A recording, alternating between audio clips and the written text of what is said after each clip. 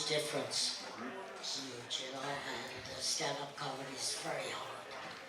Either you fall in your face to stand up there and make people laugh. Absolutely, without a shadow of a doubt. Yeah, well, it is, you know, and I'm glad I did that. I am. No regrets, I did. But I'm very lucky to have worked the movies and the television and what I've done.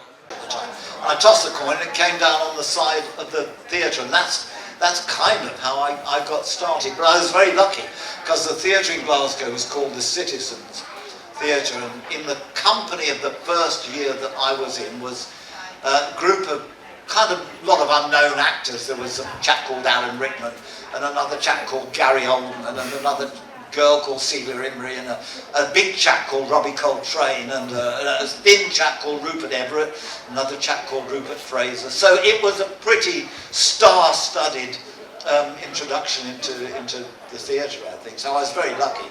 That's how I got into it. One evening, and he said, "Hi Paul, it's Anthony. Just ringing up to see if you're doing anything." I said, "Are you kidding? I'm an actor like you. I'm out of work." You know. So he said, "Do you want to come and audition for this movie I'm in?" Movie? Yeah, and he said, I'm doing a sci-fi film. And my heart sank. Because what you must remember is that in 1975-ish, every sci-fi film was a B-movie, particularly in England. So I thought, oh, Tony, you're going to be in Attack of the Killer Tomatoes, you know, you have my sympathy.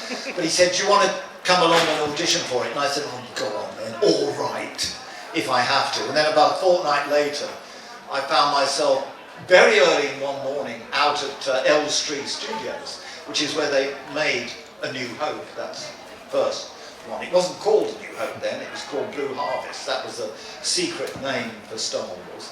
But I turned up on set on the big sound stage at Elstree. Nothing in there. It was about double the size of this tent, all in black, with massive amounts of lighting, very bright downlighting, and sand everywhere. And right at the far end was a mock-up of what I later realised was the Millennium Falcon. But it was nothing that you saw in the film. It was a painting, a flat painting with two flats, with a ramp going up the middle, which you walked up and fell off the end. That's how sophisticated Star Wars was.